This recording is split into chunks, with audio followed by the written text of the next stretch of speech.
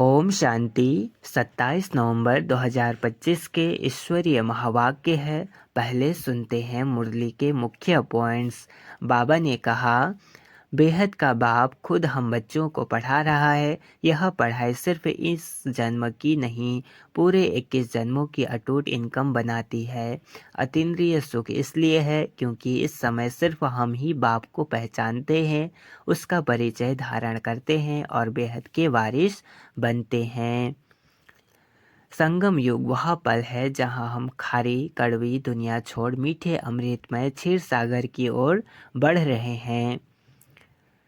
हमारा टीचर, गुरु और बाप तीनों का एक स्वरूप है जो हमें श्रेष्ठ भाग्य का स्वर्णिम भविष्य दे रहा है। सिर्फ हम ब्राह्मण ही इस समय पूरे ड्रामा का आदि, मध्य और अंत स्पष्ट रूप से जानते हैं। यही हमारी शक्ति है। माया बहुत समर्थ है, इसलिए हर क्षण स्मृति, जागरूकता और बाप का साथ बनाए रखना आवश्यक है। हम गार्डली स्टूडेंट हैं, इसलिए पढ़ाई, समय, मर्यादा और कैरेक्टर चारों ही हमारा गहना है। अभी बाप हमें वह चेतना दे रहे हैं। हम विश्व के मालिक थे और फिर बन रहे हैं। यही खुशी जीवन का टॉनिक है। लास्ट में बाबा ने कहा, बेहद के बाप के साथ प्यार का संबंध जितना गहरा होगा, उतनी ही सहज विजय निश्चित है। ड्रामा की रिपीटेशन का राज समझकर हम हर परिस्थिति को हल्केपन, खुशी और समझदारी से पार कर लेते हैं। अच्छा, अब सुनते हैं मुरली को विस्तार से। मुरली का सार। मीठे बच्चे, बाप जो पढ़ाते हैं उससे अच्छी रीति पढ़ो तो 21 जन्मों के लिए सोर्स ऑफ इनकम हो जाएगी, सदा सुखी बन जाएंगे। प्रश्न, तुम बच्चों के अतीन्द्रिय सुख का गायन क्यों है? उत्तर, क्योंकि तुम बच्चे ही इस समय बाप को जानते हो। तुमने ही बाप द्वारा सृष्टि के आदि मध्य अंत को जाना है। तुम अभी संगम पर बेहद में खड़े हो। जानते हो अभी हम इस खारी चैनल से अमृत के मीठे चैनल में जा रहे हैं। हमें स्वयं भगवान पढ़ा रहे हैं। ऐसी खुशी ब्राह्मणों को ही रहती है, इसलिए अतीन्द्रिय सुख तुम्हारा ही गाया हुआ है। ओम शांति। रूहानी बेहद का बाप रूहानी बेहद के बच्चों प्रति समझा रहे हैं, यानी अपनी मत दे रहे हैं। यह तो जरूर समझते हो कि हम जीव आत्माएं हैं, परंतु निश्चय तो अपने को आत्मा करना है। यह कोई हम नया स्कूल नहीं पढ़ते हैं, हर 5000 वर्ष के बाद पढ़ते आते हैं। बाबा पूछते हैं ना, आगे कभी पढ़ने आए हो? तो सब कहते हैं हम हर 5000 वर्ष बाद पुरुषोत्तम संगम युगे बाबा के पास आते हैं। यह तो याद होगा ना कि यह भी भूल जाते हो। स्टूडेंट को स्कूल तो जरूर याद आएगा ना। एम ऑब्जेक्ट तो एक ही है। जो भी बच्चे बनते हैं, फिर 2 दिन बाद बच्चा हो या पुराना हो, परंतु एम ऑब्जेक्ट एक है। कोई को भी घाटा नहीं हो सकता। पढ़ाई में इनकम है, वह भी ग्रंथ बैठ पढ़कर सुनाते हैं तो कमाई होती है। झट शरीर निर्वाह निकल आएगा। साधु बना, 1-2 शास्त्र बैठ सुनाया, इनकम हो जाएगा, इनकम हो जाएगी। अभी यह सब सोर्स ऑफ इनकम है। हर एक बात में इनकम चाहिए ना।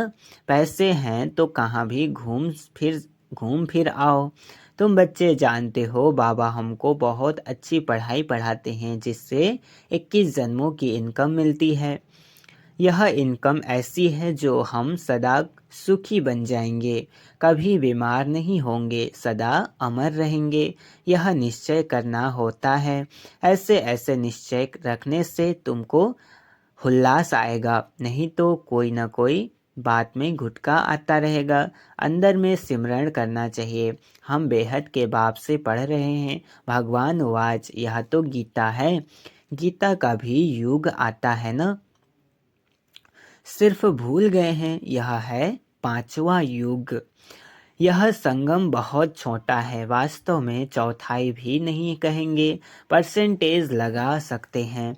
सो भी आगे चल बाप बतलाते रहेंगे। कुछ तो बाप के बतलाने की भी नूद है ना। बाबा के लिए भी लास्ट में कुछ तो नूद है ना।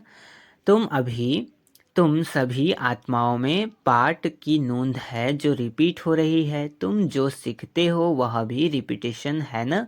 रिपीटेशन के राज का तुम बच्चों को मालूम हुआ है। कदम कदम पर पाठ बदलता जाता है जा रहा है। एक सेकंड न मिले दूसरे से। जो मिसल टिक टिक चलती रहती है। टिक टिक हुई, सेकंड पास हुआ। अभी तुम बेहद में खड़े हो। दूसरा कोई भी मनुष्य मात्र बेहद में नहीं खड़ा है। कोई को भी बेहद की अर्थात आदि मध्य अंत की नॉलेज नहीं है। अभी तुमको फ्यूचर का भी मालूम है। हम नई दुनिया में जा रहे हैं। यह है संगम युग, जिसको क्रॉस करना है। खारी चैनल है ना। यह है मीठे मीठे अमृत की चैनल। वह है विष की। अभी तुम विष के सागर से क्षीर सागर में जाते हो। यह है बेहद की बात। दुनिया में इन बातों का कुछ भी पता नहीं है। नई बात है ना। यह भी तुम जानते हो भगवान किसको कहा जाता है। वह क्या पार्ट बजाते हैं टॉपिक में भी बताते हो। आओ तो परमपिता परमात्मा की बायोग्राफी तुमको समझाएं। यूं तो बच्चे बाप की बायोग्राफी सुनाते हैं, कॉमन है।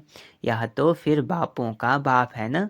तुम्हारे में भी नंबरवार पुरुषार्थ अनुसार जानते हैं। अब तुमको यथार्थ रीति बाप का परिचय देना है। तुमको भी बाप ने दिया है तब तो समझाते हो। और तो कोई बेहद के बाप को जान न सके, कोई और तो जान न सके हैं। तुम भी संगम पर ही जानते हो। मनुष्य मात्र देवता हो व शूद्र हो, पुण्य आत्मा हो, पाप आत्मा हो, कोई भी नहीं जानते। सिर्फ तुम ब्राह्मण जो संगम युग पर हो, तुम ही जान रहे हो। तो तुम बच्चों को कितनी खुशी होनी चाहिए। तब तो गायन भी है, अतंद्रिय सुख। पूछना हो तो गोप गोपियों से पूछो। बाबा बाप भी है, टीचर भी है, सदगुरु भी है। सुप्रीम अक्षर तो जरूर डालना है। कभी कभी बच्चे भूल जाते हैं। यह सब बातें बच्चों की बुद्धि में रहनी चाहिए। शिव बाबा की महिमा में यह अक्षर जरूर डालने हैं। सिवाय तुम्हारे और तो कोई जानते ही नहीं है। तुम समझा सकते हो तो गोया तुम्हारी विजय हुई ना। तुम जानते हो बेहद का बाप सर्व का शिक्षक, सर्व का सद्गति दाता है। बेहद का सुख, बेहद का ज्ञान देने वाला है। फिर भी ऐसे बाप को भूल जाते हो। माया कितनी समर्थ है। ईश्वर को तो समर्थ कहते हैं, परंतु माया भी कम नहीं है। तुम बच्चे अभी एक्यूरेट जानते हो। इनका तो नाम ही रखा है रावण। राम राज्य और रावण राज्य, इस पर भी एक्यूरेट समझाना चाहिए। राम राज्य है तो जरूर रावण राज्य भी है। सदैव राम राज्य तो हो न सके। राम राज्य श्री कृष्ण का राज्य कौन स्थापन करते हैं। यह बेहद का बाप बैठ समझाते हैं। तुमको भारत खंड की बहुत महिमा करनी चाहिए। भारत सचखंड था, कितनी महिमा थी। बनाने वाला बाप ही है। तुम्हारा बाप के साथ कितना लव है। एम ऑब्जेक्ट बुद्धि में है, यह भी जानते हो। हम स्टूडेंट को अपनी पढ़ाई का नशा होना चाहिए, कैरेक्टर का भी ख्याल होना चाहिए। विवेक कहता है जबकि गार्डली पढ़ाई है तो उसमें एक दिन भी मिस नहीं करना चाहिए। और टीचर के आने बाद लेट भी नहीं पहुंचना चाहिए, है ना। इसको भी स्थूल पढ़ाई की तरह समझना चाहिए ना। टीचर के बाद आना यह भी एक इंसल्ट है। स्कूल में भी पिछाड़ी में आते हैं तो उनको टीचर बाहर में खड़ा कर देते हैं। बाबा अपने छोटेपन का मिसाल भी बताते हैं। हमारा टीचर तो बहुत सख्त था, अंदर आने भी नहीं देता था। यहाँ तो बहुत हैं जो देरी से आते हैं। सर्विस करने वाला सपूत बच्चा जरूर बाप को प्यार लगता है ना, प्यारा लगता है। अभी तुम समझते हो आदि सनातन देवी देवता धर्म तो यह था ना। इनका धर्म कब स्थापन हुआ जरा भी किसकी बुद्धि में नहीं है। तुम्हारी बुद्धि में, तुम्हारी बुद्धि से भी घड़ी घड़ी खिसक जाता है।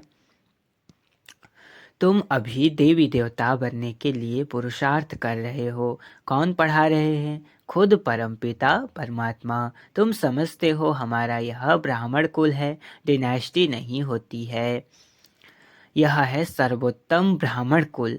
बाप भी सर्वोत्तम है ना, ऊंचते ऊंच हैं तो जरूर उनकी आमदनी भी ऊंची होगी। उनको ही श्री श्री कहते हैं, तुमको भी श्रेष्ठ बनाते हैं। तुम बच्चे ही जानते हो कि हमको श्रेष्ठ बनाने वाला कौन है, और कुछ भी नहीं समझते। तुम कहेंगे हमारा बाप बाप भी है, टीचर भी है, सद्गुरु भी है, पढ़ा रहे हैं। हम आत्माएं हैं, हम आत्माओं को बाप ने स्मृति दिलाई है। तुम हमारी संतान हो, ब्रदरहुड है ना। बाप को याद भी करते हैं, समझते हैं वह निराकारी बाप है, तो जरूर आत्मा को भी निराकार ही कहेंगे। आत्मा ही एक शरीर छोड़ दूसरा लेती है, फिर पाठ बजाती है। मनुष्य फिर आत्मा के बदले अपने को शरीर समझ लेते हैं। मैं आत्मा हूँ यह भूल जाते हैं, मैं कभी भूलता नहीं हूँ। तुम आत्माएं सभी हो शालिग्राम, मैं हूँ परम पिता माना परम आत्मा। उनके ऊपर कोई दूसरा नाम नहीं है। उस परम आत्मा का नाम है शिव। हो तुम हो तुम भी ऐसे ही आत्मा, परंतु तुम सब शालिग्राम हो। शिव के मंदिर में जाते हो, वहाँ भी शालिग्राम बहुत रखते हैं। शिव की पूजा करते हैं तो शालिग्राम की भी साथ में करते हैं ना। तब बाबा ने समझाया था कि तुम्हारी आत्मा और शरीर दोनों की पूजा होती है, हमारी तो सिर्फ आत्मा की ही होती है, शरीर है नहीं। तुम कितना ऊंच बनते हो, बाबा को तो खुशी होती है ना। बाप गरीब होता है, बच्चे पढ़कर कितना चढ़ जाते हैं, क्या से क्या बन जाते हैं। बाप भी जानते हैं तुम कितने ऊंच थे, अब कितने आरफन बन गए हो, बाप को ही नहीं जानते। अभी तुम बाप के बने हो तो सारे विश्व के मालिक बन जाते हो। बाप कहते हैं मुझे कहते ही हो हेवनली गॉडफादर। यह भी तुम जानते हो अभी स्वर्ग की स्थापना हो रही है। वहाँ क्या क्या होगा यह सिवाय तुम्हारे और कोई की बुद्धि में नहीं है। तुम्हारी बुद्धि में है कि हम विश्व के मालिक थे, अब बन रहे हैं। प्रजा भी ऐसे कहेगी ना कि हम मालिक हैं। यह बातें तुम बच्चों की ही बुद्धि में है, तो खुशी रहनी चाहिए ना। यह बातें सुनकर फिर दूसरों को भी सुनानी है, इसलिए सेंटर व म्यूजियम खोलते रहते हैं। जो कल्प पहले हुआ था वही होता रहेगा। म्यूजियम सेंटर्स आदि के लिए तुमको बहुत ऑफर करेंगे, फिर बहुत निकल पड़ेंगे। सबकी हड्डियां नर्म होती जाती है। सारी दुनिया की अब तुम हड्डियां नर्म करते जाते हो। तुम्हारे योग में ताकत कितनी ज़बरदस्त है। बाप कहते हैं तुम्हारे में ताकत बहुत है। भोजन तुम योग में रहकर बनाओ, खिलाओ तो बुद्धि इस तरफ खींचेंगी। भक्ति मार्ग में तो गुरुओं का जूठा भी खाते हैं। तुम बच्चे समझते हो भक्ति मार्ग का विस्तार तो बहुत है, उनका वर्णन नहीं कर सकते। यह बीज वह झाड़ है, बीज का वर्णन कर सकते हो। बाकी कोई को बोलो पेड़ के पत्ते गिनती करो तो कर नहीं सकेंगे, अथाह पत्ते होते हैं। बीज में तो पत्ते ही की निशानी दिखाई नहीं पड़ती है। वंडर है ना, इनको भी कुदरत कहेंगे। जीव जंतु कितने वंडरफुल हैं, अनेक प्रकार के कीड़े हैं, कैसे पैदा होते हैं, बहुत वंडरफुल ड्रामा है। इसको कहा ही जाता है नेचर, यह भी बना बनाया खेल है। सतयुग में क्या क्या देखेंगे, वह भी नई चीज़ें ही होंगे, वह भी नई चीज़ें ही होंगी। एवरीथिंग न्यू होता है। मोर के लिए तो बाबा ने समझाया है, उनको भारत का नेशनल बर्ड कहते हैं, क्योंकि श्री कृष्ण के मुकुट में मोर का पंख दिखाते हैं। मोर और डेल खूबसूरत भी होते हैं, गर्भ भी आंसू से होता है, इसलिए नेशनल बर्ड कहते हैं। ऐसे खूबसूरत पक्षी विलायत के तरफ भी होते हैं। अब तुम बच्चों को सारे सृष्टि के आदि मध्य अंत का राज समझाया है, जो और कोई नहीं जानते। बोलो हम आपको परमपिता परमात्मा की बायोग्राफी बताते हैं। रचता है तो ज़रूर उनकी रचना भी होगी। उनकी हिस्ट्री ज्योग्राफी हम जानते हैं। ऊंच से ऊंच बेहद के बाप का क्या पाठ है, यह हम जानते हैं। दुनिया तो कुछ भी नहीं जानती। यह बहुत अच्छी दुनिया है। इस समय खूबसूरती में भी मुसीबत है। बच्चियों को देखो कैसे कैसे भगाते रहते हैं। तुम बच्चों को इस विकारी दुनिया से तो नफरत होनी चाहिए। यह अच्छी दुनिया है, छी शरीर है। हमको तो अब बाप को याद कर अपनी आत्मा को पवित्र बनाना है। हम सतो प्रधान थे, सुखी थे, अभी तमो प्रधान बने हैं तो दुखी हैं, फिर सतो प्रधान बनना है। तुम चाहते हो हम पतित से पावन बने, भल गाते भी हैं पतित पावन, परंतु नफरत कुछ भी नहीं आती। तुम बच्चे समझते हो यह अच्छी दुनिया है। नई दुनिया में हमको शरीर भी गुल मिलेगा। अभी हम अमरपुरी के मालिक बन रहे हैं। तुम बच्चों को सदैव खुश हर्षित मुख रहना चाहिए। तुम बहुत स्वीट चिल्ड्रन हो। बाप 5,000 वर्ष बाद उन्हीं बच्चों से आकर मिलते हैं तो ज़रूर खुशी होगी ना। हम फिर से आए हैं बच्चों से मिलने। अच्छा, मीठे मीठे सिकिलधे बच्चों प्रति माता पिता बाप दादा का याद प्यार और गुड मॉर्निंग। रूहानी बाप की रूहानी बच्चों को नमस्ते। हम रूहानी बच्चों की रूहानी माता पिता बाप दादा को याद प्यार और गुड मॉर्निंग। नमस्ते नमस्ते नमस्ते। शुक्रिया बाबा, शुक्रिया। धारणा के लिए मुख्य सार है। पहला पॉइंट, हम गार्डली स्टूडेंट हैं, इसलिए पढ़ाई का नशा भी रहे तो अपने कैरेक्टर्स पर भी ध्यान हो।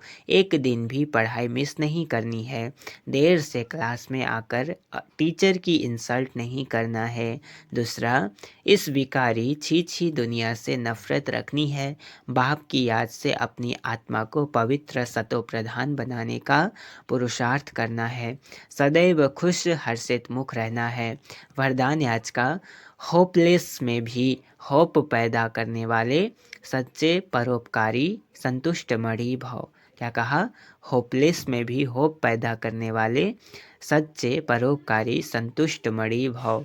विस्तार, त्रिकालदर्शी बन हर आत्मा की कमजोरी को परखते हुए उनकी कमजोरी को स्वयं में धारण करने या वर्णन करने के बजाय कमजोरी रूपी कांटे को कल्याणकारी स्वरूप से समाप्त कर देना, कांटे को फूल बना देना, स्वयं भी संतुष्ट मणि के समान संतुष्ट रहना और सर्व को संतुष्ट करना।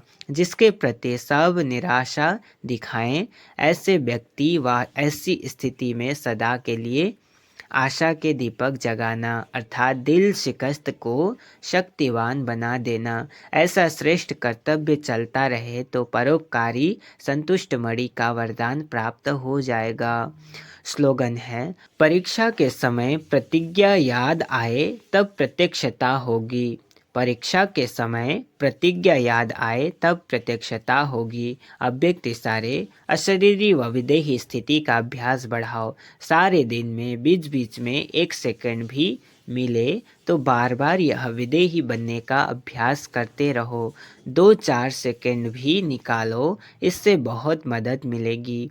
नहीं तो सारा दिन बुद्धि चलती रहती है तो विदेही बनने में टाइम लग जाता है और अभ्यास होगा तो जब चाहें उसी समय विदेही हो जाएंगे, क्योंकि अंत में सब अचानक होना है। तो अचानक के पेपर में यह विदेहीपन का अभ्यास बहुत आवश्यक है। अच्छा, ओम शांति।